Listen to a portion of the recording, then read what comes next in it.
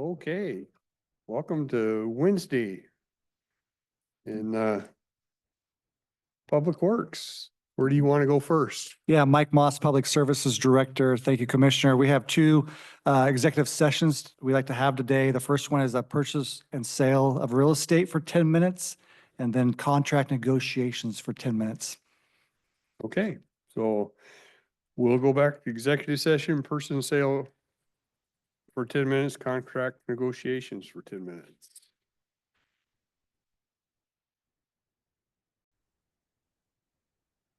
The board is extending the executive session for a period of 5 minutes until 1:56 p.m.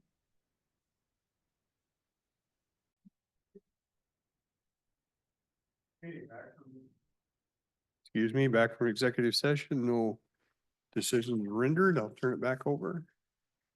Good afternoon, Commissioners. Savannah Clement, Public Works. So today we have a couple items, and the first one I'm going to go over is the water meter RFP award. So I have some information to hand out before we start with a little historical context. I guess it's a page of historical context, so sorry, but I'll go ahead and pass these out. I can hand it out. You can talk. Perfect. Give me one. Never mind, I got it. You sure? Yeah. Okay, so the notes that you're receiving, I essentially created them for the new board members who may or may not be aware that we received approval from the prior board of ARPA funds to replace our county water meters. We did get approval up to $550,000, again, through ARPA direct qualification funds to solve some what we would consider significant problems with our water meter system. And what we did was go out to we went and sought proposals through the RFP process back in October. We scored those, and we actually conducted interviews with the top 2 scoring vendors, and we have made our selection. And we're pretty excited about it. I did include what some of our expected outcomes are from this award, and it is our hope to just to be clear, discontinue our third-party reading agency, which would only be, I don't say only, but it's relatively low considering the price. However, it would save $18,000 annually, and it would also reduce a lot of the errors that we're seeing to our customers. And if you've recently read the City of Longview changes, they're actually doing that's their fix to the same problem. Same agency that we have been using. Unfortunately for utilities in our area, you really only have one option. And a lot of us are seeking to not continue with that option. So improved meters will enable us to remove that third-party reading agency, essentially get rid of manual reads. It'll allow our customers to have more real-time accurate consumption numbers. We'll be able to know quickly when we have consumption issues such as leaks, breaks, et cetera. It will also allow customers to have a customer portal, which they don't currently have with our system. And so we're pretty excited about it. In scoring the 2 top vendors, they were about a 20-point difference between the 2. But what really made the difference for me in my scoring was the ability to use some of our current meters that have been replaced in the last 5 years. And we were able to, and Travis, who is one of our water sewer technicians, who's really led this project and moved it forward, he helped us a lot on kind of understanding the complexities of meters. But anyways, with the other person that we had interviewed, we would actually have to replace all of our meters to be able to use the remote reading function. With the vendor we selected, we'll actually be able to use our current meters and just apply, and I'm dumbing this down, but essentially just apply the remote reading capability to them. So we don't have to purchase new meters if we don't need to, and we only need to kind of incorporate the AMR, so that automated meter reading radio head, essentially. So that was really what helped me make that decision, and I think helped with the other scoring as well. So it was a lot of information for a simple award, but keep in mind that the award is not going to be for the full proposal amount, because we will not have to replace all of the meters that we requested. So this will come up on Tuesday, just the award, and then the board will also see that contract with the actual pricing, unit pricing. So I think I was looking at that and it's 400 and some. Yes, Yeah. yes, it was, oh, my note went away. There it is, Good. 425,000. Now, it's going to be lower than that because we asked the responders to include meter pricing for all 1,300 meters. Right. We won't have to do that, Yeah, so. gotcha. The other question I had on that, I know when Longview did that, it went from they weren't reading the meters religiously. They were throwing estimates. So then people got hit with, when they actually got read, they got hit with some strange, outrageous type bills. Yes, Do we expect any of that? we did. How do we deal with it? We did to a lesser degree. And so what we did when we were first made aware of it, as I believe we did adjustments and we did not So we- charge those customers because of our third-party issue. Not doing the job. Correct. Okay. Savannah, how many meters are we actually going to replace though? Travis, do you know the approximate amount of meters that we'll need to purchase? 1,000?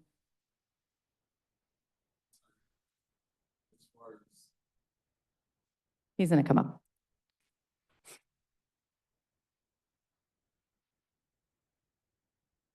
We brought a little demonstration. Oh,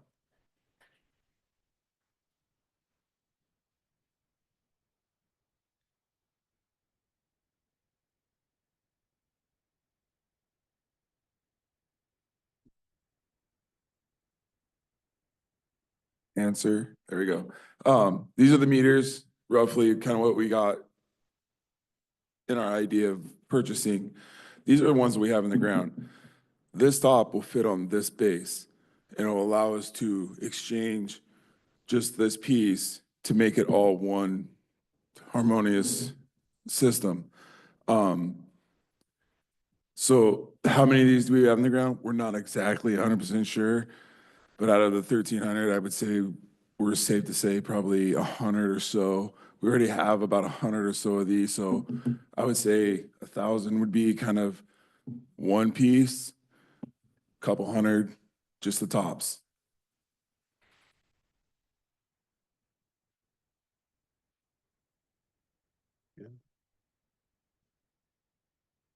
Okay. Any other questions about the meters? He brought those so that we could show. I was excited. Yeah. Okay. thank you.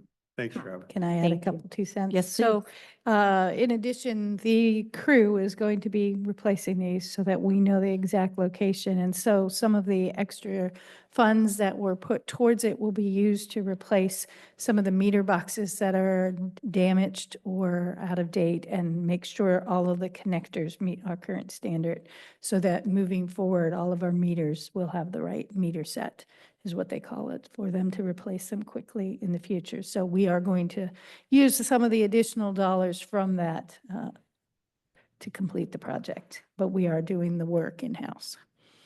Yeah. If I remember right, I know we won't have the manual reading now, so that's about 18,000. We don't know, we know we have some water loss. We don't know exactly what it is, but we expect some savings on that. And over the time frame that these meters last, I don't know that we'll collect everything back, but we'll get a good chunk back. That's a good point. What is the life expectancy on those? Great question. So we're looking at, and I have it on here, a 10-year battery warranty and a 20-year meter warranty. So those are the warranties over it, but they can last obviously longer than that. It's just that's what they'll guarantee them for. So.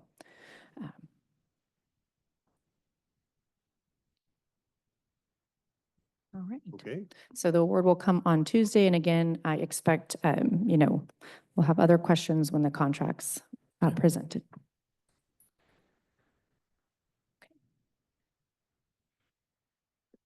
Okay, so our next item, if you had no more questions about that, is our NPDES permit. So I don't know if you want a little history or if you just want me to jump straight into the ask. I would like some history and an explanation of the MPEDS. You got it. acronym. I figured the newer members wouldn't know what I was talking about. So NPDES is the acronym for the National Pollutant Discharge Elimination System. This is a portion of the Clean Water Act. This portion went in the early 90s. It's delegated to the states for implementation. The purpose is to keep our waters clean by controlling stormwater runoff. So in the early 90s, which was when I started my career in civil engineering, they had what they called Phase 1 municipalities. So those are your DC, New York City areas, really large metropolitan area, and they had to start establishing stormwater programs. So treatment when you were building new impervious surfaces, that system, and thank goodness we don't have to do this anymore. Back in the 90s, I chased storms, so you could collect samples of your first flush to see if the first 30 minutes of runoff, were there more pollutants in it than towards the end of the storm. I was on the East Coast, so storms are very different out there than they are here. And it's a whole series of stuff that you need to do. Later, about 2000, early 2000s, Phase 2 communities were established, and they're with populations over 50,000. So Longview, Kelso, urbanized part of Cowlitz County, and Rainier just are considered a metropolitan area, an urban area. So we were required to join the permit system. So in Washington State, you are either a Phase 1 permittee, you get a Western Washington Phase 2 permit, or an Eastern Washington Phase 2 permit. And when we initially were told we were becoming a community, the board decided that we would not implement the program countywide. We only implement it in the urban area. So just the area around Longview, Kelso, and including Lexington. So that is a boundary established by ecology, and it is mapped. And we have lots of requirements that we are required to do. This is the current permit that Sarah and I work on implementing every year. So we have items that we have to do, like mapping, go out and inspect our discharges, public education and outreach. If you walk around our office, we have lots of little squishies that are clean water. We do an annual calendar contest with the middle school students. Our public outreach we do in concert with Longview and Kelso. We have a group called Cowlitz Clean Waters that is established on an interlocal, so we share the cost for the outreach, and we have a standard message across the area. Other items that we have to do, we are required to clean 25% of our catch basins every year. This is a newly issued permit, was issued this August. One of the things we're developing is a urban street sweeping program that we're going to have to do in accordance with their guidance and report every year. We have to do annual reporting. That is what we're working on right now. And we have to, when there's a spill reported, we have to go out and investigate and determine where it came from, and we have regulations on cleaning up. It applies to development. As I said, when you do new developments, you have stormwater requirements, which are based out of Public Works. We also have to train our staff on how to handle those things, and we have, I'll throw another acronym out there for you. We have a SWIP for every one of our public works facilities, which is a stormwater pollution prevention plan to prevent what is proper storage of our salt and our sand. And if we have a spill, we have spill kits on site to pick them up.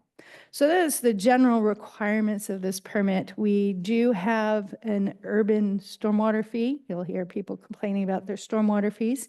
And if they are not a county residents. The county charges $39 per parcel per year. It is way more expensive in the city limits of Longview and Kelso. So what I'm here to ask today is, because we have permitting requirements and because they're not here yet, ecology has decided in their infinite wisdom that the responsible official is not automatically the chairman, and the person that the board delegated when it was Arn, Dennis, and Rick has to be redelegated to sign everything every time there's a new board. My ask today is that how you'd like me to move forward? Have the chairman of the board be our responsible official, so all the official notices go there, and then you guys can delegate signing authority for our regular submittals to Mike so that you guys are aware of them but not responsible for them. If that's the case, I'll move forward with that paperwork through Kelly. How has that process been working so far? It works very well. I mean, we do our annual reports. So when our annual report's done, Sarah's generally done with it by mid-February. We post it online because you need to have it out for public comment. And then we will submit it before the deadline, the end of March. It's been a smooth process with us doing the submittals and passing the rules through you guys. And when we have to update our ordinances, you'll hear about it again. I am perfectly happy every year to come and present at the workshop our annual report instead of just blasting it out there on our social media. I can come present a sum up of what we've done in the previous year in February or March. Probably February when the report's done, so if there's changes and questions, we can incorporate them.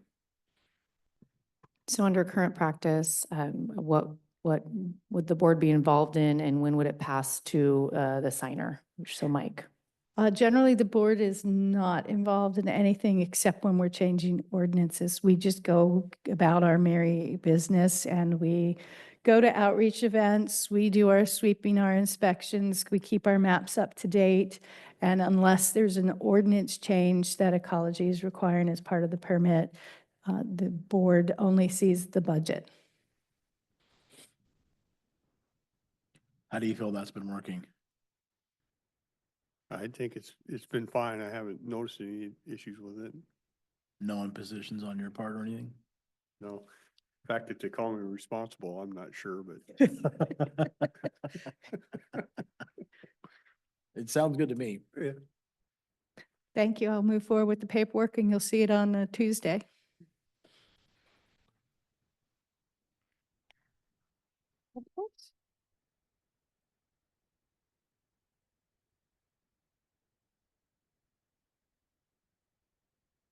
Okay. So the last item we have to discuss today, I think actually this is the last agenda item. I don't know if Mike had other miscellaneous, but is the capital and tenant improvement policy revision. When Public Services was established a couple of years ago, and about a year and a half, 2 years now, we then became in charge of the capital improvement requests. I also created this kind of a summary for the board just to establish some historical context again, identify why we sought to update the policy, and then what we project to be the expected outcomes. So the policy itself was established and it has been per resolution for years, and it essentially outlines what the county's capital improvement plan is and how we prioritize projects. And the board's likely aware, we have our 5-year facilities capital plan, which is done through the budget, which the board has seen several times. This offers an opportunity for individual departments and divisions to kind of request their own improvements. And so the way that's been done in the past has been very unclear. There's several different forms floating around there. I think last year when we did it, I think we got 3 different forms, like just people honestly just submitting on a different form because that's all they could find. People weren't aware of when they were due. The ranking was difficult. So that was what we sought to do. Let's streamline it. Let's make it more clear. Let's actually identify what we're doing, not what the previous policy said we should be doing, which was not a sustainable way to manage capital assets by having a committee do that. That did not work out. I did, with quite a few others, work on this. The capital improvement team developed the policy. I just facilitated. So this is the outcome of that work over the past year. No decisions need to be made today. Just wanted to give you an opportunity to review. I'll probably bring it back next week, and we can have more conversation on it and address any questions or concerns. how much do we set aside each year for these? That's a great question. 250,000. Yeah. What we were seeing was often playing out, like, so years ago, I want to say, I don't know, 10 plus years ago, you could ask for a new roof. So, Commissioner Dahl or Rader could request a new roof for admin. It wasn't really a realistic way to make sure you're on a replacement schedule, just have random submissions. So what it ended up turning out to be was more of maybe Kelly saying, can we get new carpet in the commissioner's hearing room? Can we remove the wallpaper? That is what we see a lot of. And that's what it became. It wasn't like a capital improvement request for a new building. It was just like the minor improvements to their spaces. And so that's what we try to, we're offering the capital side of it. So if there's some major capital improvement we've been missing, yes, you could still do that. But we try to make it makes more sense and just be common sense and letting people request these by department. It gives the departments the ability to identify things that hinder their work or they feel that something should be better in their place, and gives them an outlet to tap some money, although we do limit it, yeah. That's correct, yeah. I think on average, our average request this last year was, I think, between 20 and 25,000. So we were able to actually present all of the projects that were submitted to the board and get them approved because it was still under budget. Do we exhaust that fund ever? We've only been really managing it for the last 2 years. I don't know if you have any historical context, Sean? In times of budgetary limitations, it's not always an option, right? So I'm sure there's been that. Yeah, so the Sean Rowe, Public Works, the 310 fund, which this comes out of, is funded both by REIT dollars from real estate transactions and then general fund transfer ins. So in times of economic strain, these can be removed at that point in time. Prior years, we've seen any values between $0 and about $150,000.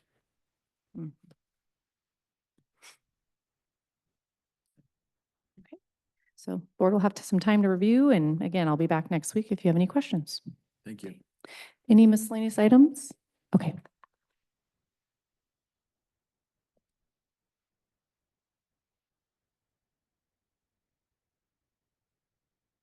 Thank you again, Commissioners. Mike Moss, Public Services. Talking about capital improvement projects, in our 5-year plan, of course, the north lot, we would talk about quite a bit, is on the calendar for 2025 this summer. We had an arborist come through, I believe, yesterday to look at the trees in the middle of the parking lot here to see the health of those, plus what would happen when we grind that parking lot, because in many places, we're going to grind between 2 to 6 inches down before we repave that lot. I expect their report back tomorrow or Monday, but there's a chance they may say we need to remove those trees in the north lot, which means we need to find maybe a better place to have trees or shrubbery in that area. If we're taking some out, a lot of times we'll try to find a new home for greenery. So sometimes taking out trees is a challenge for us with the citizens also, because the people don't like us removing trees, and we don't either. That's why we rely on a professional to tell us how they'll survive when we redo that north lot. So just want to give you a heads up, that will be coming out fairly soon. Are they worried about the root system? when you They start are. A lot of them grinding are it pushing up already, and they figure once we grind down that far, we're going to down? go Got right some through the root already system. pushing up through the Yeah, asphalt. yeah. Thank you. Thank you. Okay, I think that's all from Public Services, unless the board has any questions for us. Or public comment. Oh, I do have one Oh. quick question. Jennifer from Noxious Weeds, I was talking to her. Do we know, do we have a timeline as far as when they're going to be fully taken care of or moved into their section? I just ran into Jason. He was just coming from Noxious Weeds on my way up here. What we're trying to do is, and it's actually addressed in the CIP policy revisions, space allocation. So we had 2 different departments utilizing the space that we had to put them in, and one of those departments were working on getting a lot of old records out of the one remaining space. So long story short, I hope that it's going to be very, very soon, maybe in the next couple of weeks, that we'll be able to get them fully in that space and able to use that one office, as well as the storage of their items that they use a lot out in the field. which are currently still over in Annex. So hopefully sooner than later. Thank you. Is our schedule still good over here? It hadn't changed any? We're still on? From what over I've seen here? on email chains between Risk and the contractor, it's still on schedule, Yeah, which is still, I'm quite a few weeks out. I believe remediation is now complete and they're starting construction. perfect. Yeah, the last email was, they're collecting all of kind of their bids and they'll be presenting a cost package to us. They said this week, for us to present and provide feedback. So, and this is for the reconstruction portion. Right. And we're not moving the whole office in, right? We're gonna move in different sections, support staff first and then, Correct. okay, Thank you. thank you. Yeah. And just a thanks to Travis. I know he worked on these meters pretty hard, so we appreciate that. Thank you for your work on that.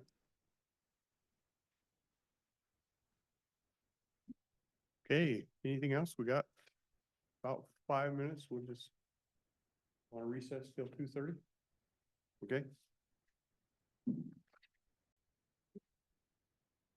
Okay, welcome everyone. Thank you for attending. We have special guests with us today. Last year, we got reached out and wanted to start meeting with ecology on a more regular basis again. So we have a series of 4 different meetings with them this year, which we appreciate. And so we'll just get started. I'll turn over and let them introduce themselves so I don't butcher any names, and then we'll just get into conversation. Have them update us. Yeah, thank you, Commissioner Dahl. It's great to be here. It's great to see folks. Thanks for coming. And yeah, I'm just glad we got invited back. I was a little worried there for a little bit. We hadn't heard back, but there's a lot going on. But we're really excited to come, and thank you for the invitation, and thanks for setting this up for the quarterly basis, I think now, which I think is a really good opportunity for us to answer questions, find connections within our own agency too. So if we don't have the answers now, we can go back and look through the tentacles within our own agency and find the right people to kind of help either answer questions or find resources and make connections. So I'm Bob Aktalabi. I am the Southwest Region Director. Time has kind of flown by here. I'm almost up at a year now in this role, though I've been in ecology for 13 years, a lot of which was working on coastal management, floodplain management, and shoreline management issues, all the way up until I got this position. So yeah, Shauna. Thanks. Hi, everyone. Again, yeah, thanks for having us here. It's great to be able to just talk through whatever issues, answer questions. I'm Shauna Hanisch-Kirkbride. I'm also with Washington Department of Ecology. I'm the manager of the Vancouver field office. So we have a little satellite office in Vancouver with staff of about 13 right now, with different programs, spills response, water quality, our C program, shorelands and environmental assistance. And so I've been with ecology for a little over a year. I've worked extensively with the Spirit Lake Toutle Cowlitz Rivers Collaborative. So know Cowlitz County pretty well, I feel like, in terms of the watershed and all that. Really have enjoyed being involved with the collaborative. There's some good stuff going on there. Before I was with ecology, I was the managing director of Lower Columbia Fish Enhancement Group, which some people may know. They do a lot of really great salmon habitat restoration projects. So happy to be here.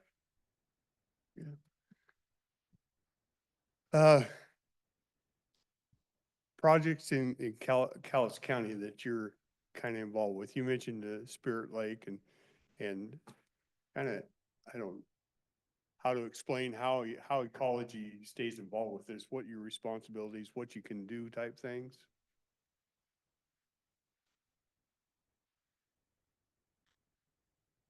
Yeah, so one of the formal part of that is that Department of Ecology is a signatory to the cooperation. I think it's called it's some kind of formal agreement between agencies, letter of cooperation, I think. And that really stems from our role there really has to do with water quality to some extent, floodplain management.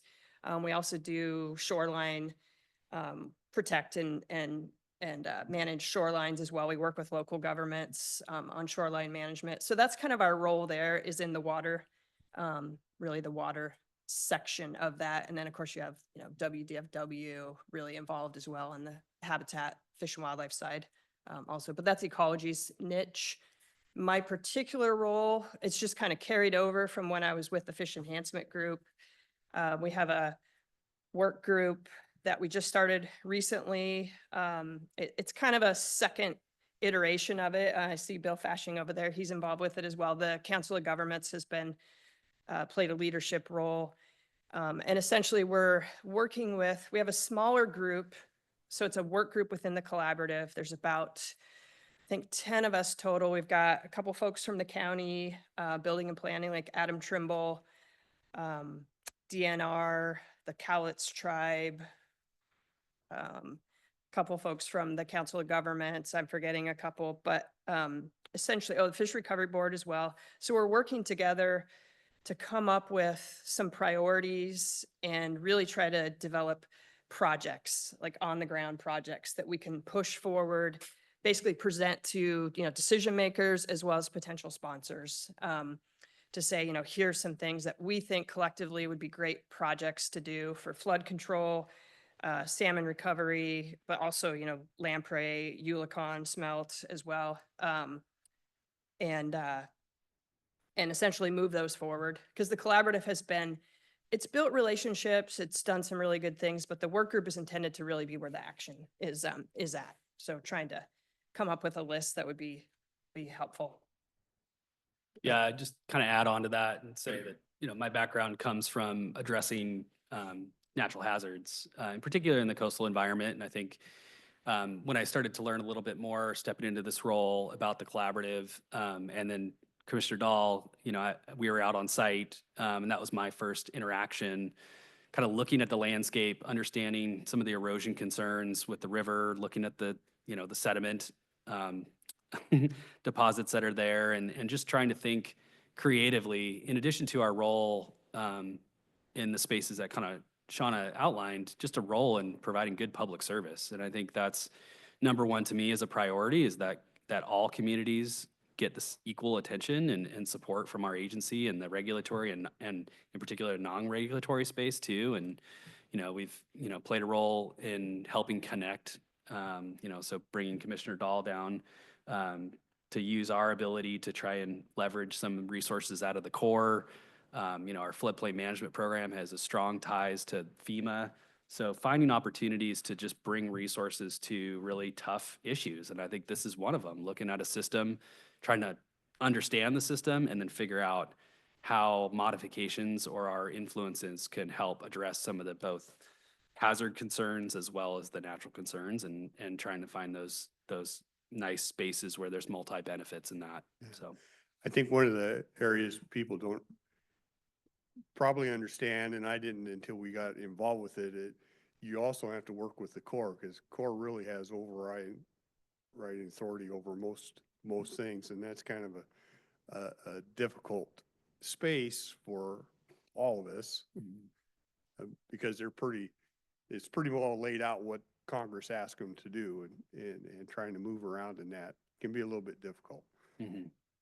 Yep. Yeah, I think that's something we've experienced in a lot of different areas, riverine areas, marine areas. I think there's strong parameters around that, because the Corps, there's a lot of work to do. And so, but, I think that's where we can play our role to try and help prioritize some of the things that we're seeing on the landscape with our partners in local jurisdictions, and again, trying to find opportunities to play a role that we can to help make those connections and try at least. Yeah. Mm-hmm.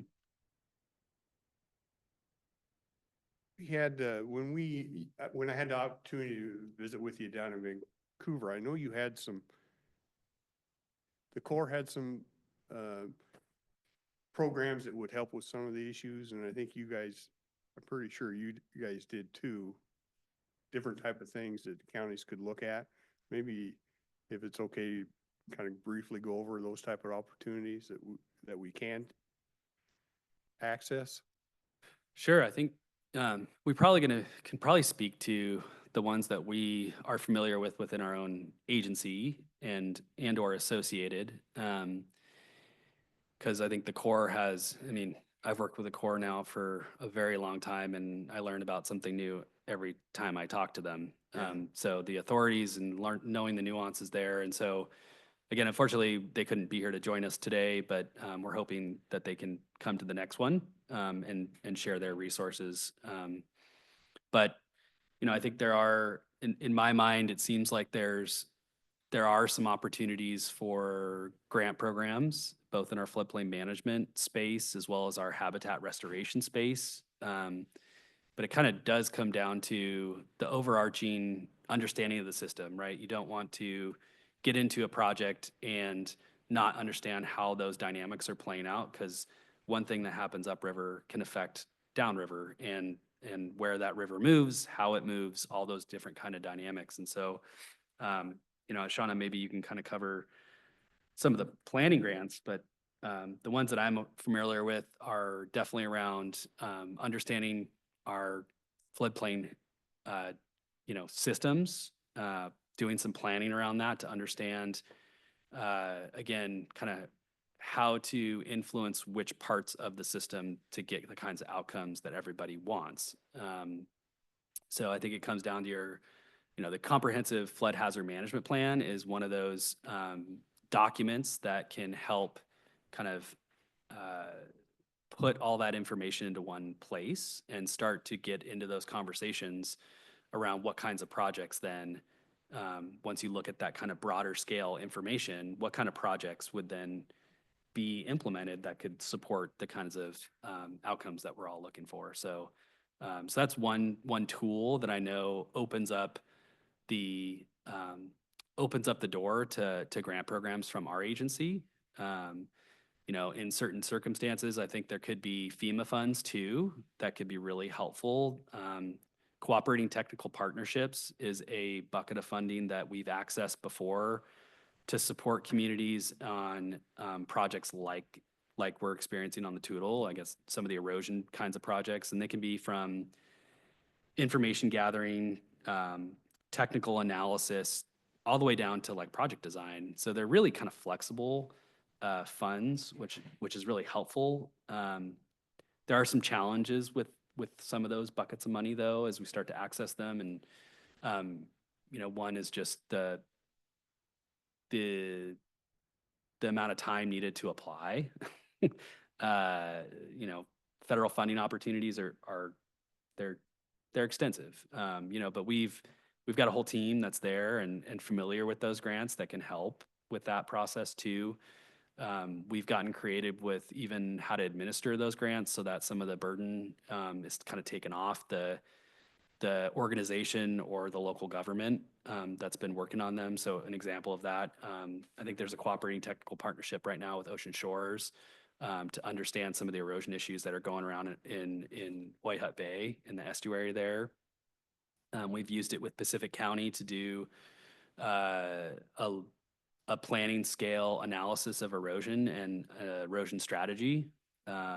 So it could kind of look a lot of different ways, but I think those opportunities kind of emerge once that kind of foundation information is collected into one spot. So starting with information gathering and getting all the way down then and just working your way through. And I found that the most success comes from an identification of the problem first, and that kind of then opens up once folks can start to find common ground on that, understand the issues, and you know, the communities can kind of define how to address those problems. That starts to then, like, I feel like the money is there once you can get to that level and everybody has consensus around what those projects might look like. I think that's really what is effective in that space. But again, there's funding all the way through the process, from information gathering to project design, and then implementation. It's just trying to shake the right trees. Yeah. And I think part of the struggle we have not just as the county, but with that whole system there is we have it's getting everybody in agreement on what's happening with it. Because and this is probably not the best way to describe it, but there's still so much ash coming down there that it moves the river to different spots, and it's, the way I think about it, it'll kind of come down in clumps. It's like a rat going through a snake type thing. And until it gets out to the Columbia where it's a commercial freeway, you can't really do anything with it. You just try to mitigate what it does as it's working its way down. And I think that makes it difficult for all of us to deal with that. Mm-hmm. Yeah, I think that's exactly right. I mean, I think that's why you have to look at it system scale, and that makes it more challenging though. I mean, when you're looking at a finite piece of shoreline, and let's just say the site we were looking at that was experiencing erosion at the county road, like you can look at that and try to put in a solution that you think would make sense. But if the system is going to be changing, the thing that you just spent money on may not be effective. And so you don't want to waste the your funding on things that aren't going to be effective. And so that's why you have to look at a larger scale first, and yet it makes it very complicated. But if you can do that, then I think it benefits all those investments down the road. Yeah. So, yeah. I try to convey that, and people, they just see the river and they work around the river, but to me, it's a bigger issue than I think is realized, just because of what I've learned that you're all dealing with. I mean, incredible amount of ash still coming down that thing. Who would have guessed? What kind of relationship? Because I know I have folks here from the Silver Lake area. The Silver Lake, I get questions on what can we get helpful with in Silver Lake, and I don't know what kind of responsibilities ecology has or what kind of things they offer for Silver Lake itself. Yeah, I remember this coming up at the meeting in May, and I looked into it. Ecology did a water quality assessment for Silver Lake. It wasn't that long ago. I think it was about 2018. And we have a lot of water quality grants that could be applied in Silver Lake. My understanding is it's, I think, becoming more shallow and nutrient rich is the problem there, which is a little similar to Vancouver Lake. Yeah. But Silver Lake probably would be a little easier to manage because there's fewer, players involved. I think, isn't it mostly like private residents? But we could provide some information on options for Silver Lake, and but I think we have an understanding of what's going on there. It's just coming up with an action plan, and Maybe you could send some of those options available through here, and I can get it out, because I know there's a committee that looks over that whole lake, and they get questions, and you have grants, and how do we go about doing that and getting some of that quality done, and what can we actually do in the lake? Did I miss anything on the collaborative? well, I was going to add, as Commissioner Dahl was talking about the sediment that keeps coming down, ash, mess.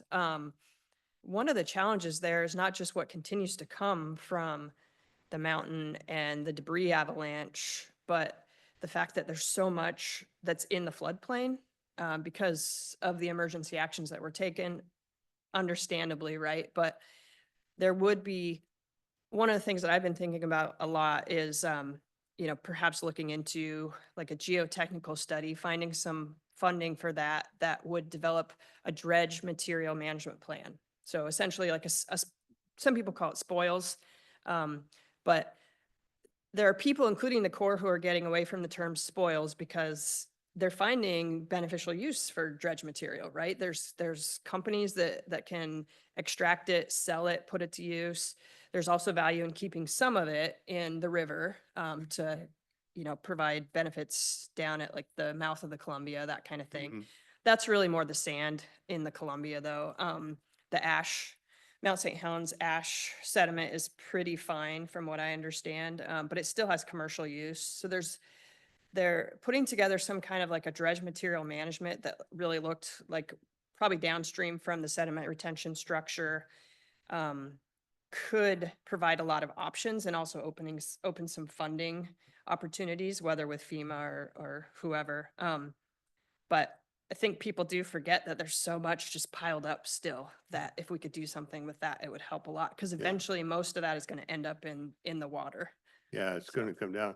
And we do, as a county, we do sell some of those spoils, but it's something they have to mix with. I mean, it, in and of itself, it's not a good base. We saw that in Rock Creek when, after 40 years, it, all of a sudden, the flood Oh, event, yeah. it all comes washing out, right? Yeah. Yeah. But yeah, I think it does have commercial. I was at a conference in Florida, was worried or talking about erosion, and I said, I got sand for you. I got sand for you. It's actually kind of funny because I've been in several situations where there's a comment like that made and somebody's like, I had no idea. And we provided some erosion assistance to Guam, actually, and we went, myself and our coastal engineer went to Guam to kind of look, because they were curious about some of the efforts that we've done here on the coast. And believe it or not, that's what happened, even to each other. We went to visit one area and they were saying, we just have so much cobble. We don't know what to do with it. We're taking it out of the river every year. And we're like, why don't you use that cobble on the other side of the island where you're having erosion issues? And there's this new engineering structure idea that could work really well. And they not only are the ones doing the dredging, but they're also the ones doing the projects on the erosion side of the island. And they just needed that connecting piece. I mean, so now they're starting to implement it and it's free to them because they manage all of it. And it seems like a great project now that they have. So, like simple things like that come up just through conversation.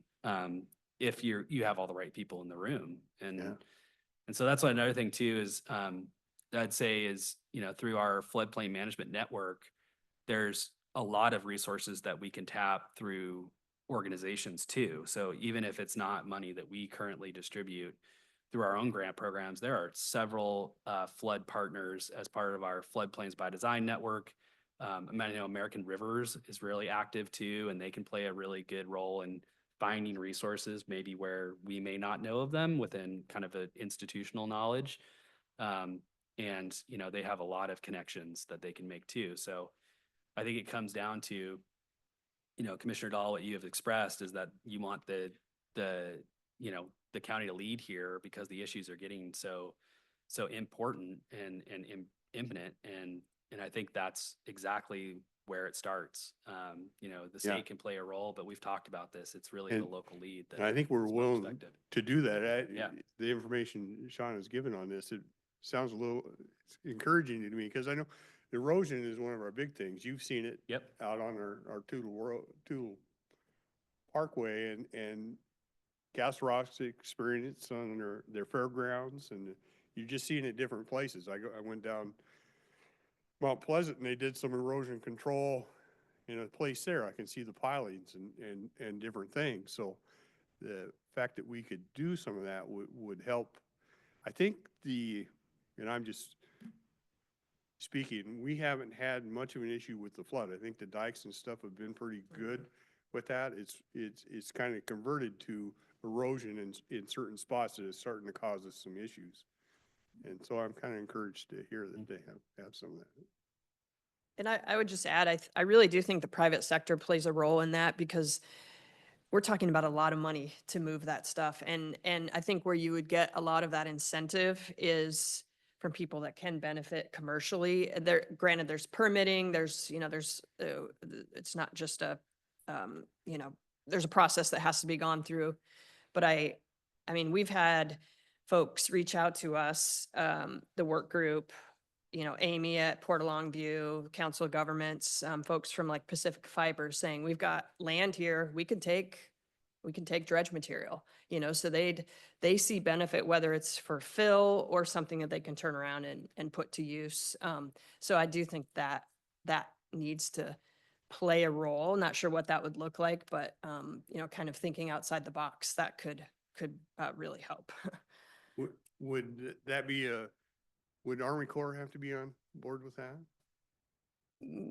They would play, what's 404? Yeah, I think so. Yeah, most likely, yeah. Yeah, there's probably Yeah. a process there. I'll probably be heading back Washington DC, it looks like in May, and one of the stops was obviously going to be with Army Corps. If there's any information I could take back and kind of share with that, I'd be more than happy to do so. Okay. I can say that under their beneficial use policy for dredge material, and they have that, what's their goal to? 70%. Yes, 70% of dredge material nationwide is supposed to be used in the beneficial use sense by like 2030 or something. Yeah. And that can be habitat restoration, but commercial use is one of those beneficial uses. So that falls under that umbrella. So we can provide some information on that. Yeah, and we'll certainly, knowing that too, I think we'll continue to do our best to try and get to meet another meeting with Valerie before that happens, because I think the Corps is the one that knows the Corps the best.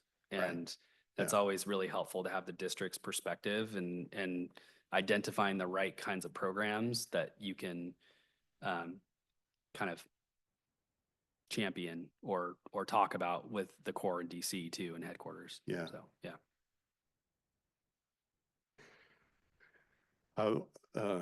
Couple more things from me, and I know we have people here who may want to have some questions if you're okay with that. Sure. I see our new governor put out a couple executive orders. One was on trying to move building stuff along quicker, and one was on time limits on permits and stuff. Do you see any kind of effect on that to you, or what do you foresee on that? Yeah, I mean, I think, any executive order we have to implement under the governor. We're executive cabinet.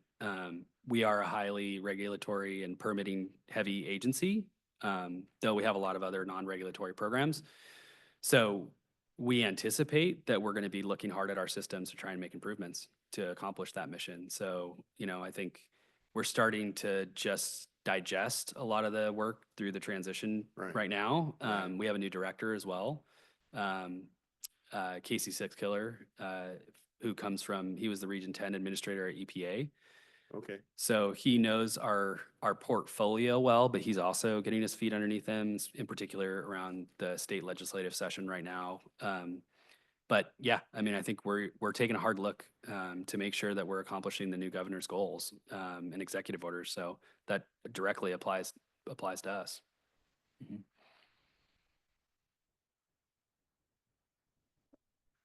Last thing I'll ask you, and then I'll turn it over for questions from the audience.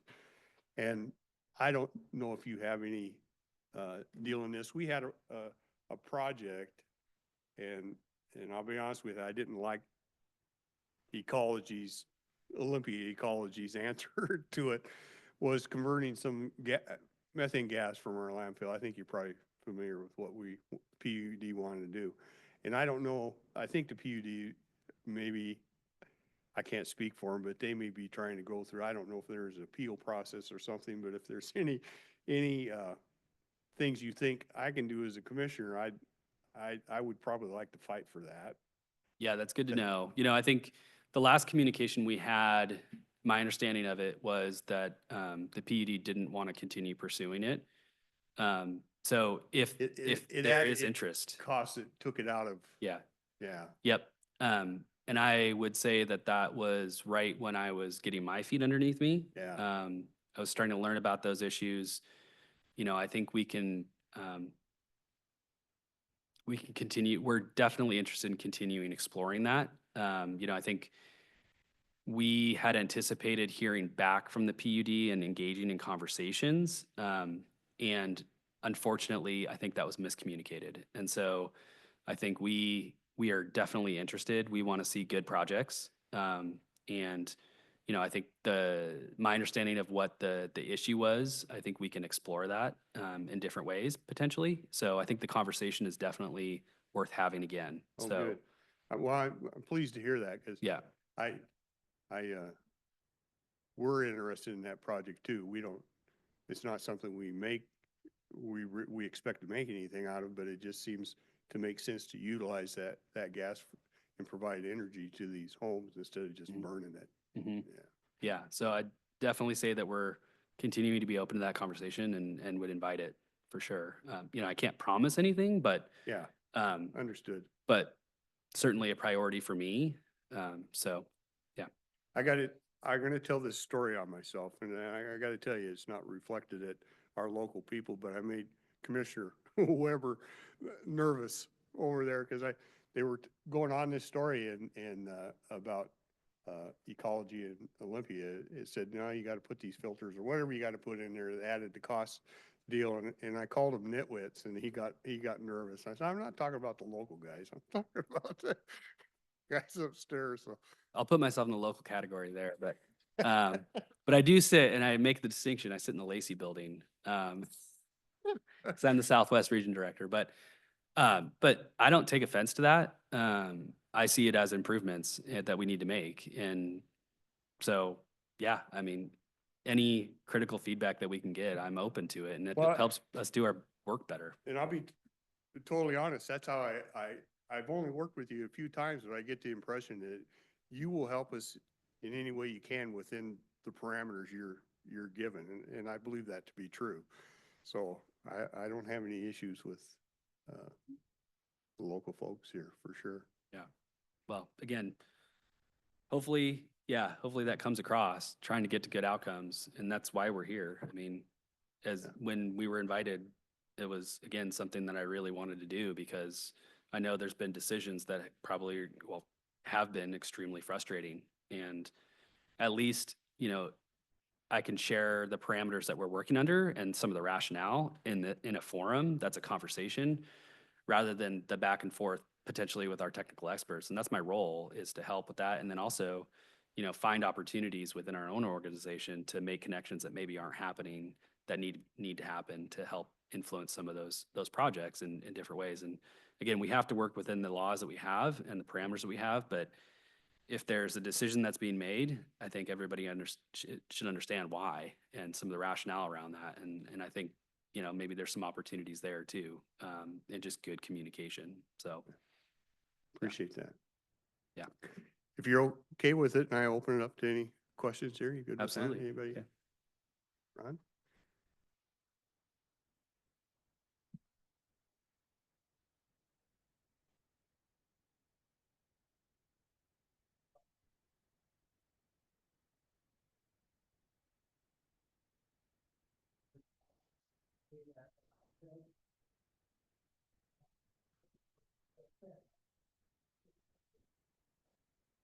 Is that for the PUD to back out of it. My perception as a community member is that you threw some regulations at them that threw it out of economic viability, and therefore we're in this boat together. So I would be asking you, how do we get to a solution rather than just saying, I'm working on it? Tell us how we get to a solution. I mean, I don't know what the solution is, but I'd tell you, you're exactly right. And that needs to be part of the conversation. And I think that's what we're hearing loud and clear. And that's my role, is coming into this position, is to provide good customer service. And I know it's been one of the 4 priorities of the new governor and down through our director. And so trying to provide upfront assistance where we can to help to get to outcomes, instead of getting permits submitted to us and having to say no. I mean, nobody likes that. And especially if all the work's going into it to try and get to a good project. And I think that's where potentially the breakdown in communication happened. And that is something that I've talked about with our team. And it's really encouraging to hear that the project is still potentially of interest, because I think we can improve on that and hopefully demonstrate through our actions that we can do something a little different this time. Ron? Button. Thank you. Okay, sorry. I didn't hear a no in my, as a community, and looking at it.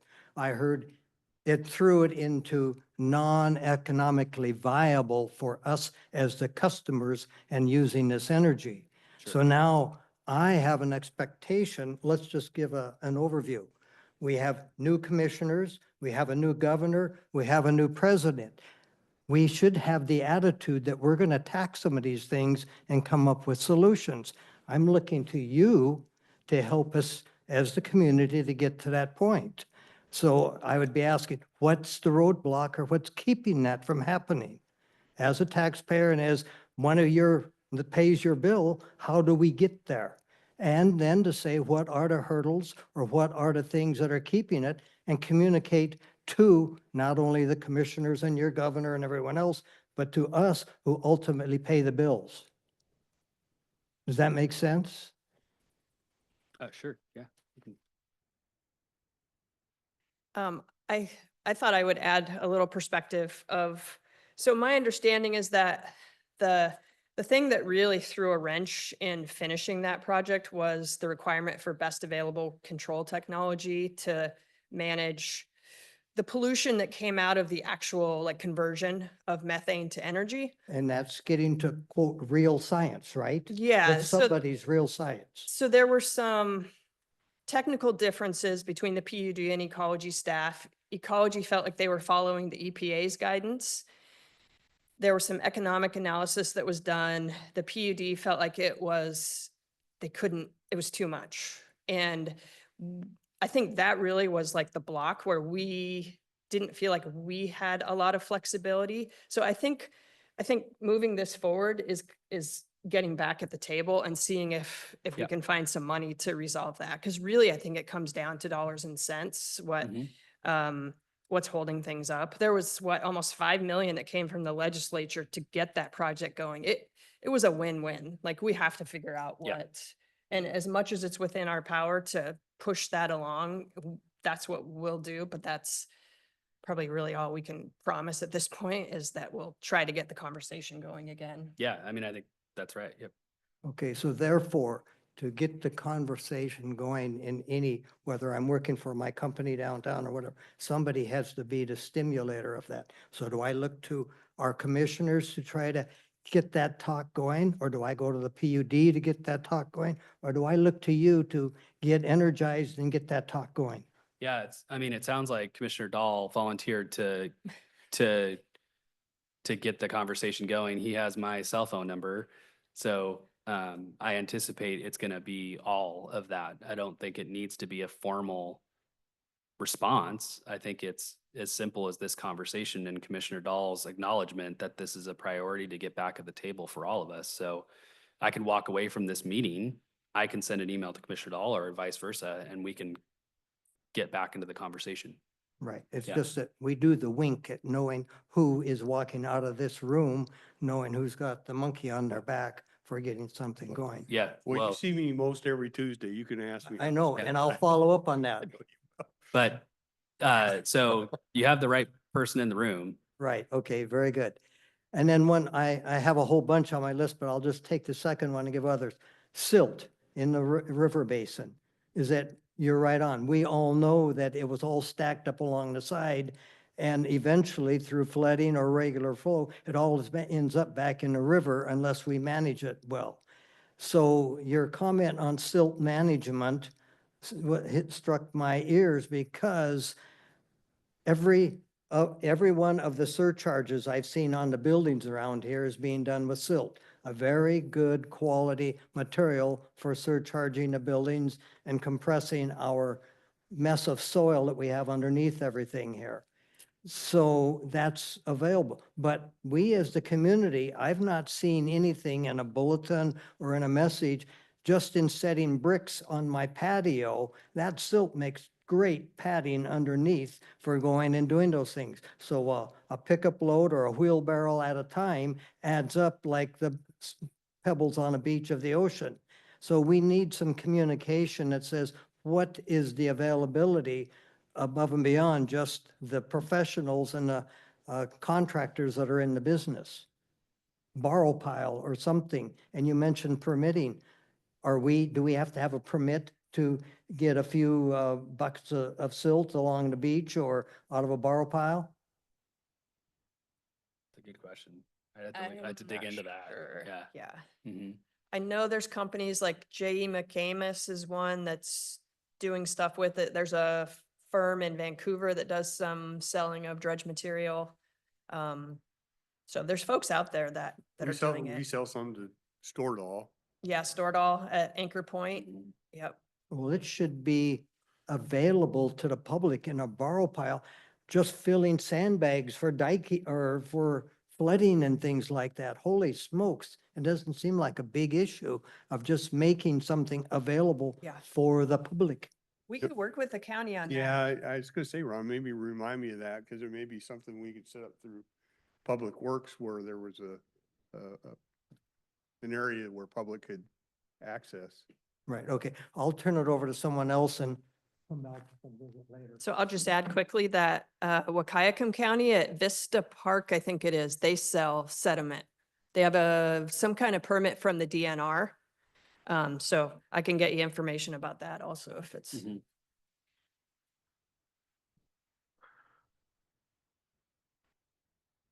And I'll just note, Commissioner Dahl, if it's okay with you, I don't need an email from you. I'll follow up and get conversation going Okay, back on that project. Is that yeah, good? yeah, Okay. and I'd be happy to participate, or one of my seatmates certainly would. Sounds good. Hey, so I know a great thing to use for the silt that just came to my mind, and it's the perfect base for the golf course. And I'll use the example of our local golf course, Three Rivers Golf Course, all built on them dredge sands, and that's a nice dry course. Your ball rolls a long way there. You know what I mean? You can add 50 yards to your drive just by going over there to play. I need it. And gee, just imagine all the golf courses that you could create with this silt. So need to find the golf course builders and offer them. Yeah, Yeah, exactly. You know, all those big golfer guys, they all design courses all the time. And I mean, if you've golfed around the Northwest at all, they're soggy, you know what I mean? As the courses are muddy and wet, and you can't drive your cart to your ball, you know. And when you're old, drive out to the ball is nice. So, and like I say, we had a perfect example. That's all on dredge spoils over there, the Three Rivers Golf Course. And it's, if you haven't golfed there, I suggest you do, because it's the best one around. Thank you.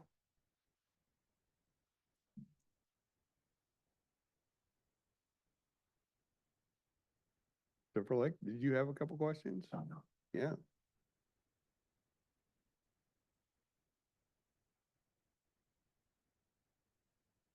Yeah, is it on? Okay. My name's Jeff Curry, and I'm the chair of the Silver Lake Water Advisory Council.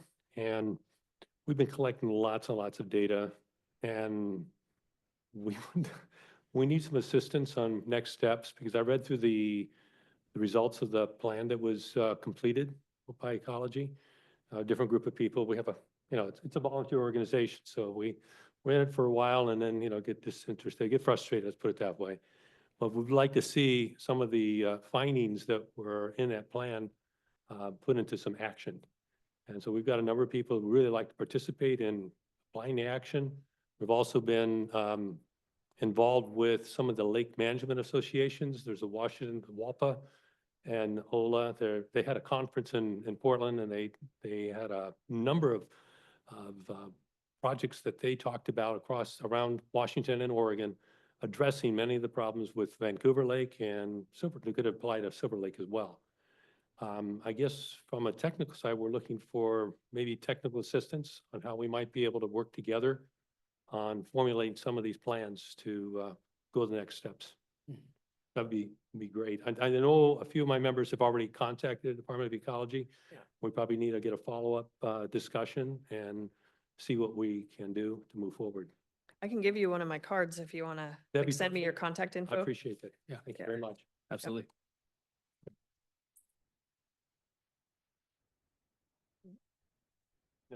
That's basically all I had to talk about. Thank you. Anybody else? This is a great opportunity to have them here. There's I- nobody else. I'll bring along some more. Legal pad.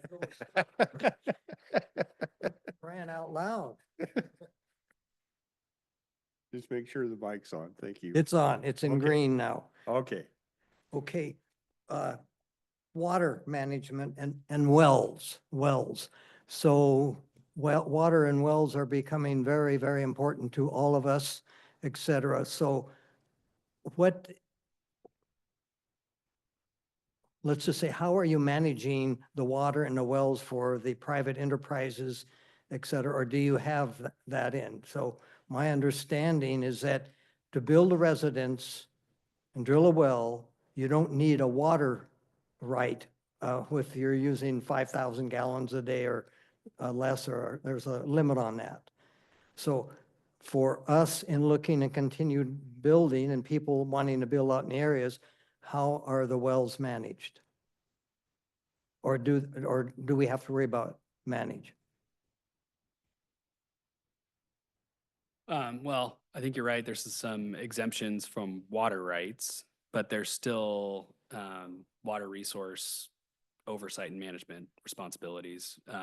So I don't know those off the top of my head. Mike Gallagher is our section manager for water resources in the Southwest region. And if there's specifics, he would be the person. Is that He's been okay? in our agency for, I hate to say it, but the year I was born, he's been, so for 40 years, he's been in our agency. We are very lucky to have him in the Southwest, and he has the whole history of water rights. He is the one making the decisions on the oversight in the Southwest, so he would be the perfect person to contact around that. And I can connect you with him if you have questions around specific areas or amount of wells being drilled for residential purposes. And would he be the one knowledgeable of water rights also for people or for communities trying to gain water Yep. rights? Yep, Okay.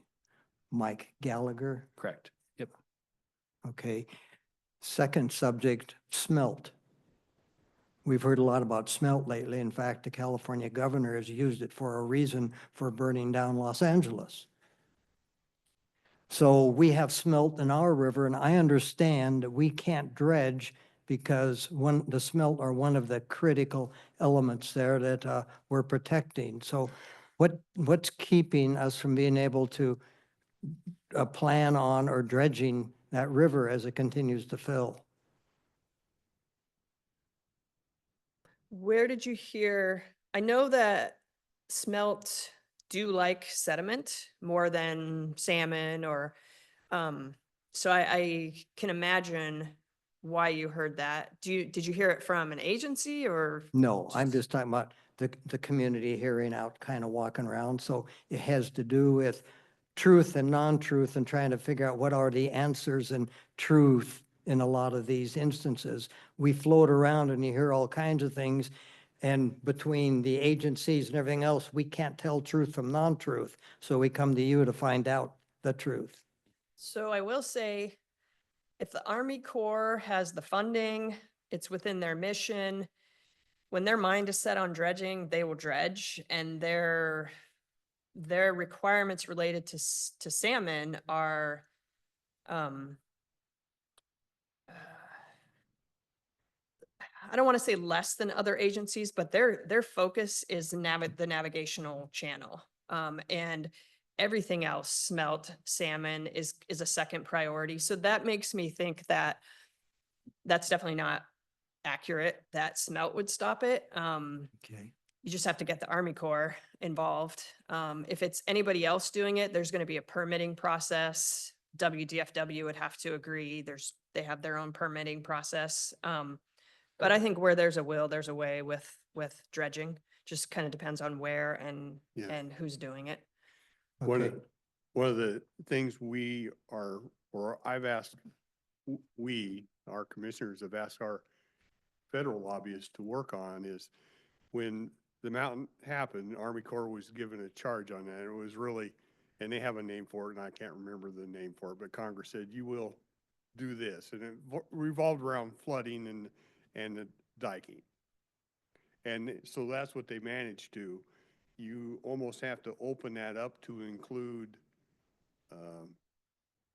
dredging or silt accumulation or something to get them into that arena is what I'm being told, or at least when I sit down with them Washington DC last year. That's pretty much what I was Mhm. told, because that's not their charge. Their charge is to protect in flooding and in the levees. Mhm.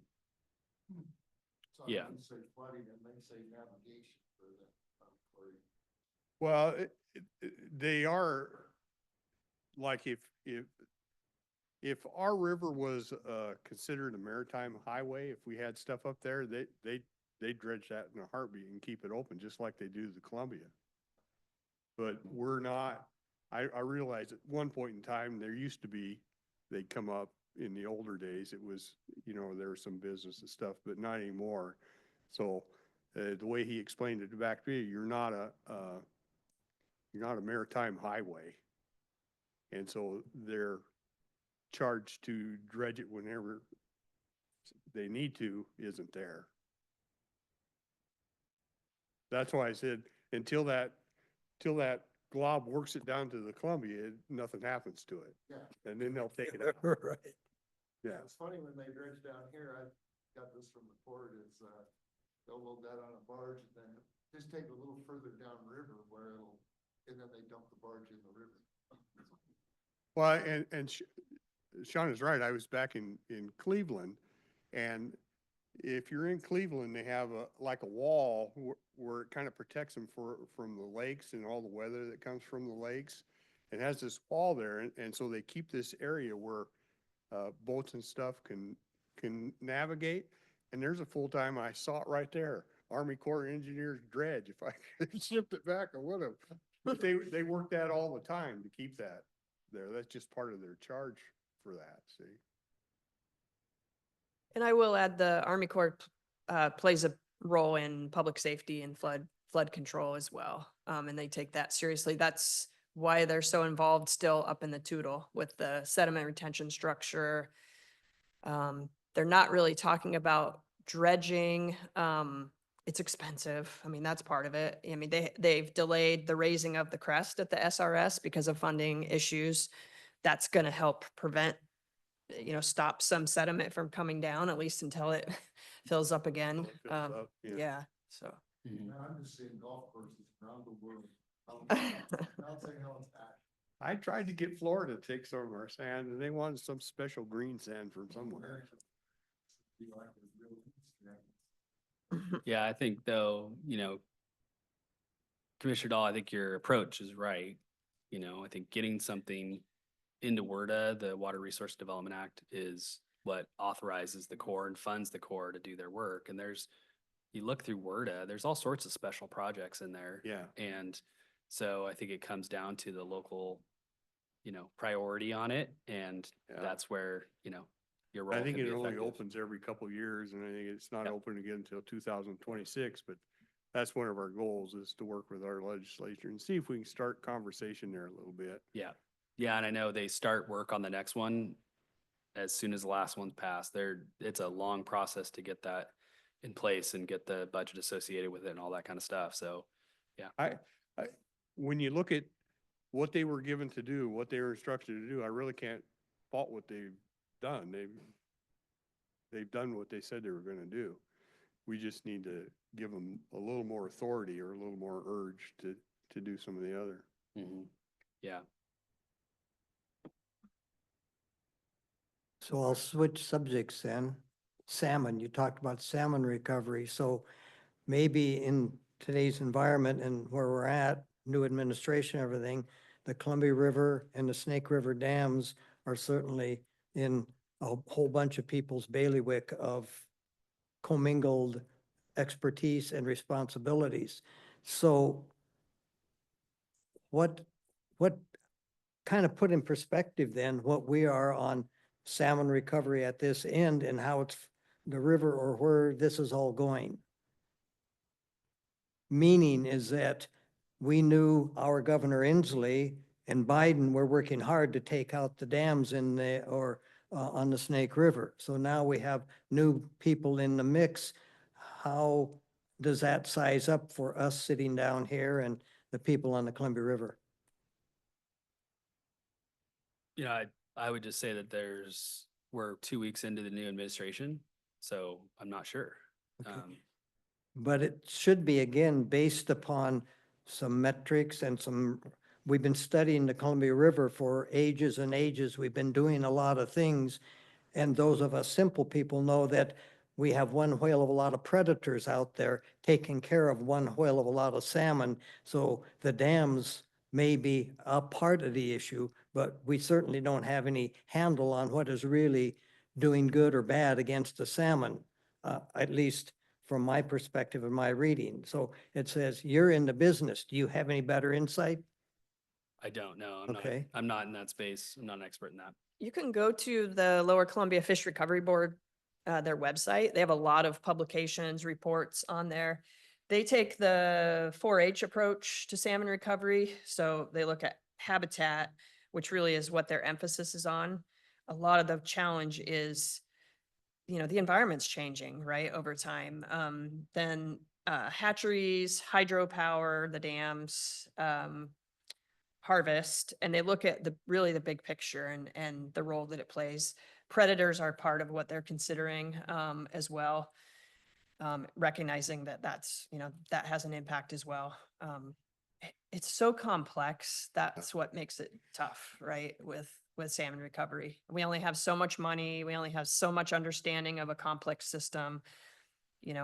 We're trying to balance human interests and the interests of the environment and the fish, and it makes it hard. So it's We Correct.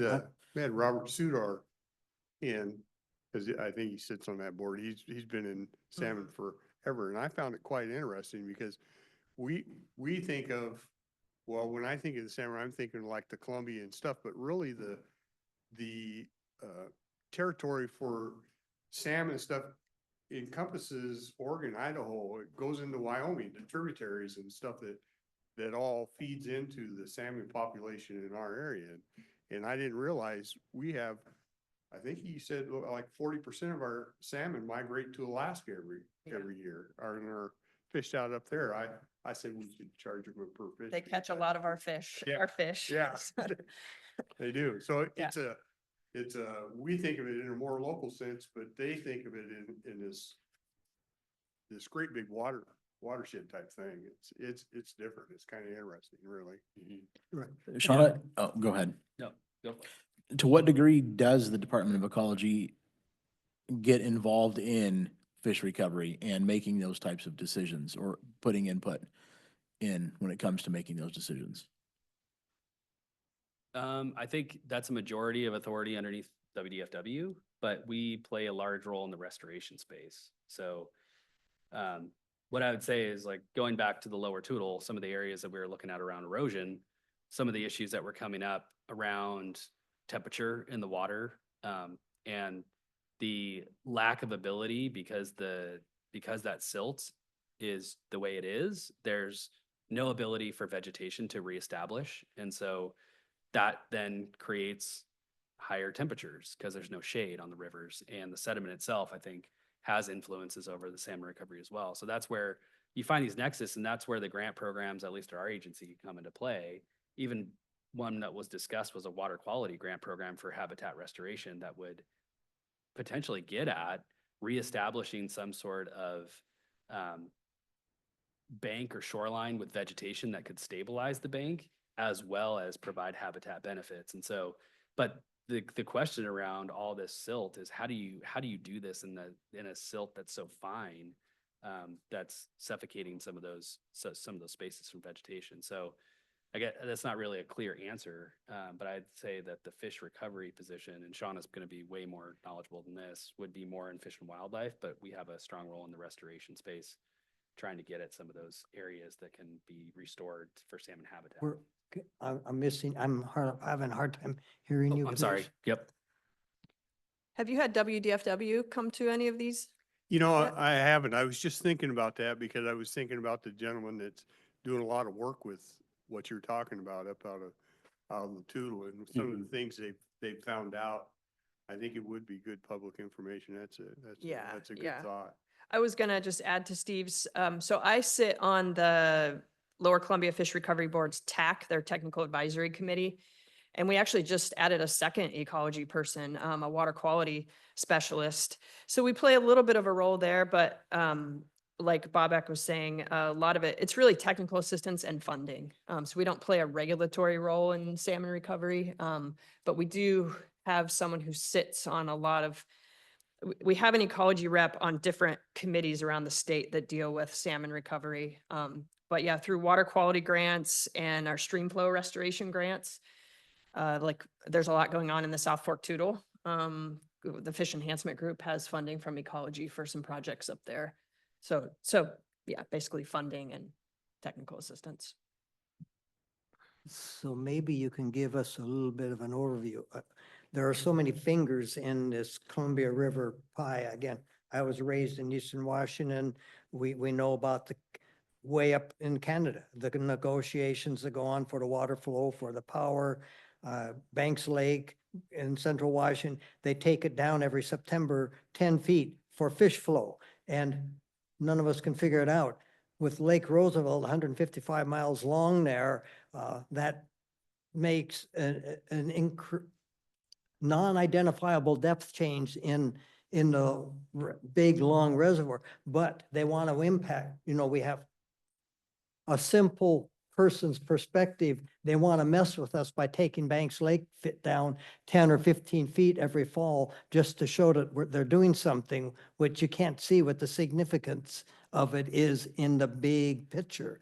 So again, some of us kind of are wondering who has the big picture. So maybe you can give us some pieces of the big picture. Yeah, no, I think we definitely have folks who are working on that bigger picture scale of the Columbia River. And I think we can organize for them to be there to answer questions at another meeting as Okay. well. So I'm guessing that they would be happy to do that. We'd find the right folks to kind of get at some of the things we've already heard. They'd probably join virtually, would be my guess, but we could certainly make that happen Okay. if that's of interest. Okay. So I took some bushes. I'll let somebody else come back up. Well, Question before I ask the question, do you have authority over a septic system? That's usually local. Yeah, it's usually local health usually. County health. Mhm. Getting old, I apologize. My name's Joe Ford, and I'm from a little town called Riderwood. And I just acquired some property up there. And it had, what I found out when going through our county building and planning department, there was no records of any septic system, as an example, for 50 years. So I started from scratch. In fact, we had to go through the discovery, and this is all within the last couple of months. But as the commissioner knows, I'm also involved with our Silver Lake Watershed Advisory Council, and I have a hot button out there. And I think it's a state law that says every 3 years, the sewer system or the septic systems are supposed to be inspected. But what happens to the data? I've talked to environmental health. They had no records. I went to, like I say, building and planning, no records. And there's been a structure on the property I acquired like for at least 50 years. Same thing is true along Silver Lake. So who has the enforcement responsibility? That's the key question I have for you. Because if the law says every 3 years, where is this information supposed to be reported? I think it's supposed to go to environmental health, but I don't know. But they tell me they don't have the authority, at least not enforcement authority, to enter onto private property to do a check, as an example, to see if they have a excess or their septic system isn't working or their drainage field isn't working. So I guess I'm asking is, you're at the state level, we have our county level, but I would assume that you have a higher authority over septic system management. You don't? Well, I wouldn't say it's a higher authority. I think it's we work in partnership with local governments. It's a delegated authority. I mean, we're a home rule state. A lot of authority is actually managed at the local level. So our agency does play a role in a lot of spaces, but let's just say, for example, the Shoreline Management Act, local jurisdictions are in the lead. We review those plans eventually and we provide technical assistance, but it's the local government that's responsible for developing those plans. So that's the way our state has been established.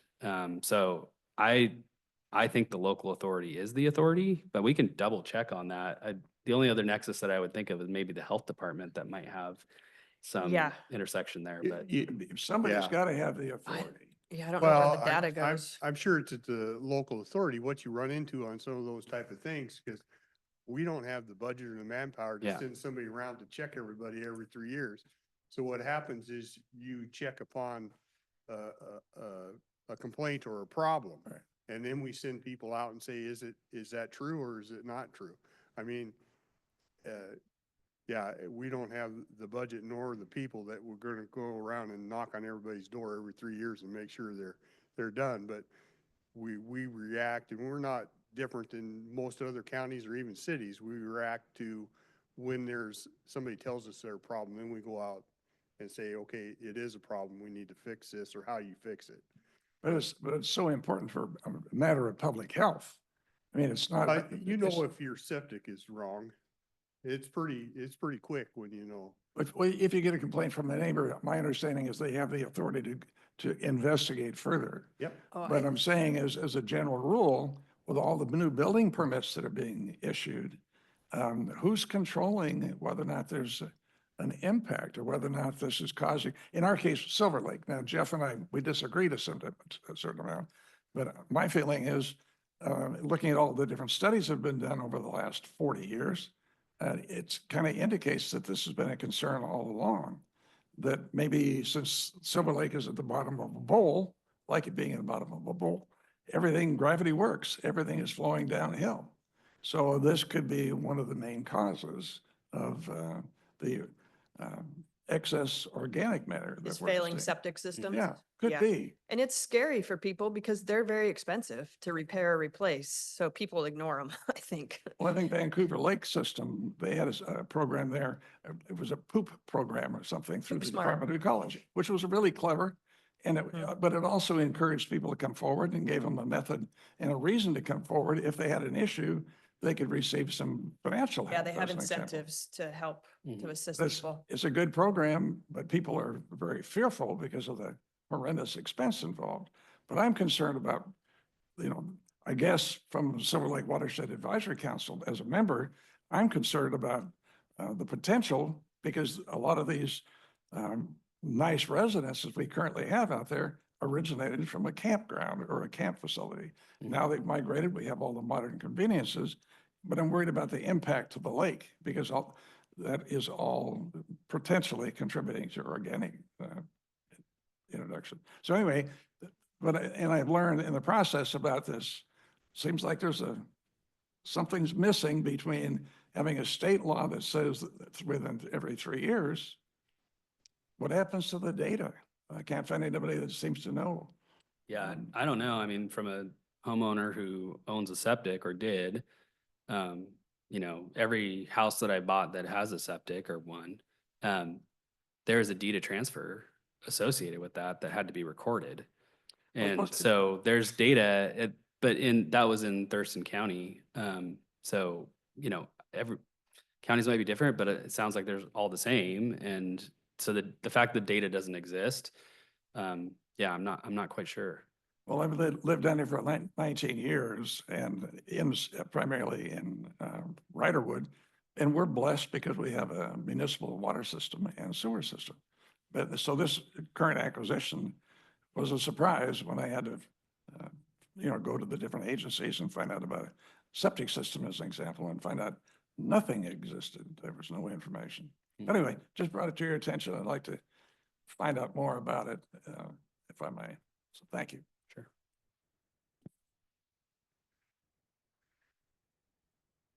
Okay. They've been gracious and gave us over an hour of their time, so unless there's any, I think we'll just appreciate the time you gave us. We look forward to having you back, and I look forward to working with you on some of the things we talked about. Yeah, absolutely. Look We forward. got, I'll say it again, I think we got good representation in our area. I'm very, very happy to have these, Bobak and Shauna with us. And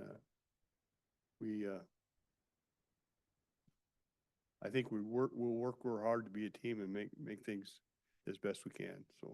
So thank you for your time. Yeah, thank you. Thank you. Yeah, thank you, Commissioner.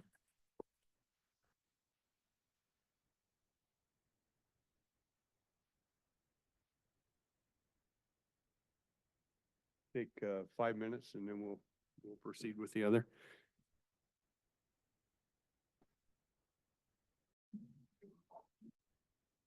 Okay, we're back and I was reminding Kathy has a short thing for us. Yes, I'm Kathy Funk Baxter, Finance Director, and I'm here to hopefully start the process for 2025 so that we can start taking applications for rural development funds. These are our rural public facilities development funds. And I'm here to tell you that last year we expended $5.8 million in these funds. We brought in a little over $3.2 million. And we had a beginning fund balance, so that's what allowed us to spend more than we brought in. But for 2025, I'm anticipating we'll bring in about $3 million. I brought my estimate down just a little bit. And we have a beginning fund balance of $1.6 million, making total available for disbursement 4.7 for the year of 2025. I would recommend that we don't award more than $3.2 million so that we leave enough in a fund balance for unanticipated projects or in case my revenue estimate is wrong. Okay. And in past years, they have had some cases where they awarded payments over 2 years. And if we did a 2-year window, I'd recommend we don't do more than $5.2 million Okay. for 25 and 26. We get these, I don't know if, this almost works like the Public Facilities District. It's not a additional tax, it's a refund of It's a state right. tax because we're considered a rural area. Right, we get a credit from part of the state sales tax that's collected. Right. And we can use those funds for city, last year, City of Castle Rock, City of Kalama applied, and they're basically for, the purpose mainly is for infrastructure type things to enhance future development. I think one of the projects we approved last year for Kalama was upgrading was it their water system? Their water system, their water plant So it upgrades. could handle future growth and we did Castle Rock. We think we put in a water line for Castle Rock and Yes, water and sewer systems. yeah.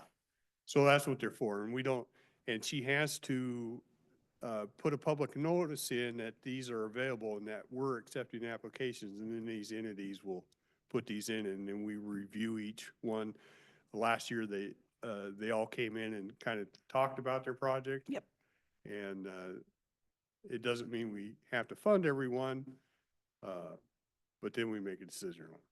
Yeah, and we usually like to see that the facility or the public group also puts in some matching funds or provides funding as well.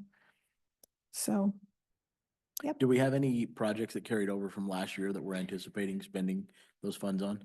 We currently do not. According to their applications, we don't have any that were for 2-year projects. What I've seen in the past is if the project was greater than $1 million, that's when they would split the funding over 2 years. So you have the ability when we're looking at these to make those decisions. And they have done that in the past. It was before my time. I think there was one pretty good sized project. Yeah, they did. Port of Longview had some funds like that. Some of the ports have some of the larger projects, rail projects, things like that. Yeah, I noticed in the email that you sent us, a lot of our ports and municipalities take advantage of those funds. Mhm. Yeah. And that's the other thing about this. Most those that can apply have to be, they have to be a public type entity. And it has to be towards economic development. So, Yeah, and because it's a rebate on existing tax, it's no, if we don't have it, it doesn't save our taxpayers any Right. money. We just getting something back from what we've already paid, so it's kind of nice in that way. Yeah. that's a nice program. So you just need permission for us. Yeah, just to- need permission so that I can begin the solicitation and put the applications out publicly. I'm good. Okay, I think we're that's good it. with that. Okay. And I'll see you back in April when we have the applications in. Okay, thanks, Kathy. And the last item we have, I know we have an executive session for contract negotiations. And any idea on time, do you think? Jason Lorraine for legal. I would suggest maybe 5 minutes for the issues of potential litigation that are involved in the current contract negotiation. There are other issues that we can that were brought up by Commissioner Farrell last workshop that potentially could have been addressed in an executive session. They're out there now. But right now, I think the potential litigation issues need to be, Okay, so it's actually, we're looking at potential litigation and you're thinking 5 minutes? about I 5 might minutes. Yeah. Give it 10. Yeah. Okay. We will, The board is extending the executive session for a period of 5 minutes until 4:08 p.m. The board is extending the executive session for a period of 5 minutes until 8:14 p.m. Oh, 4:14 p.m.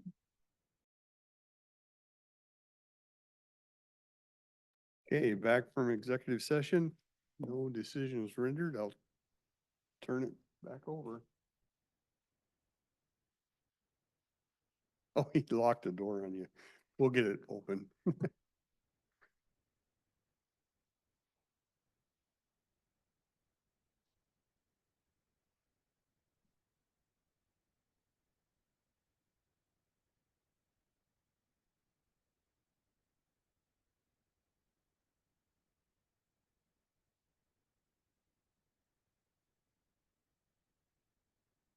Okay, Okay, thank you. Again, Jason Lorraine with legal.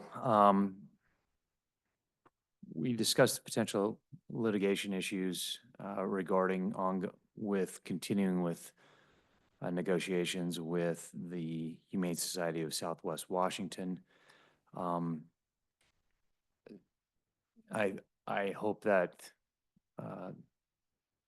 commissioners are aware enough of those concerns and are okay with going forward. believe we are, yeah. Okay. So the next issue that presented itself is that we need to have I think it's appropriate to have a single point of contact between the county and the Humane Society of Southwest Washington. That way we have a unified voice. I would suggest, given that the sheriff has already engaged in a number of negotiations with the Humane Society of Southwest Washington, that the sheriff continue with those negotiations on behalf of the county. I'd agree. I'm good with that. Okay. Then, in order to assist the sheriff with those continued negotiations, I've provided Ms. Grayson, the clerk of the board, a resolution for this board to adopt, permitting an extension of the already present contract between the county and the Humane Society that was entered into in 2024 last year. It's necessary so that we can have some continuity in services while the sheriff continues with those negotiations. It would permit the sheriff to have at least sign an extension at through the month of February. Right now, I've been made aware that Ms. Dennis and the Humane Society are only going to permit or accept something through the 15th of February. I've made clear to her that county government might run a little slower than that. But that resolution needs to be adopted to permit the sheriff to sign again that addendum to the contract. Okay.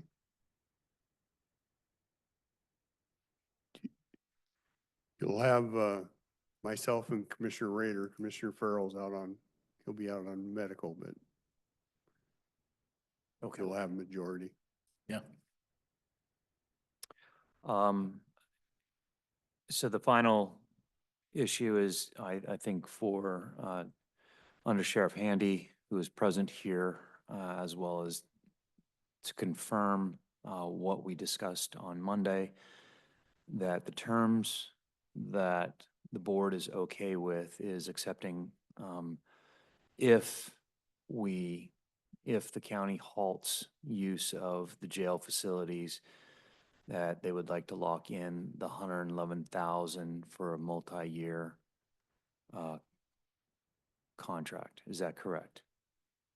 With potentially moving up to 170,000 and 170,000 being the high end that you would go forward. 3 years, the duration, is that correct? I think that would be acceptable. Yeah, that would be acceptable. Okay.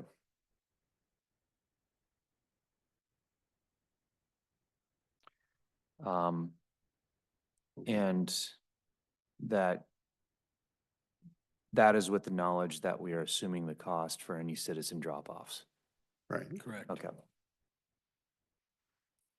Are there any other clarifying issues that we need to have at this time? I think we're good, other than, I think the clerk's right. We probably need a formal motion to adopt this resolution. Okay. So you would have to make the, Move to adopt the resolution for the Southwest Washington Humane Society and the Sheriff's Department. okay, we'd have a motion to adopt the resolution. I doubt we have anybody left on here. I don't see any. So we'll just call for a vote. Those in favor? Aye. Aye. Okay, that formally takes care of us. Okay, I do need to sign that document for form. I think at this point, I have enough information to where I can give the sheriff marching orders. Okay. Thank you, perfect. sir. Thank you. Thanks, Jason. Without anything else, it's been a good day. We will adjourn. We do?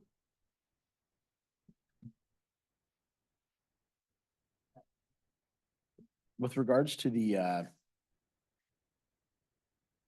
broadband office, the Washington State broadband office, and Comcast and Xfinity wanting to petition for a grant.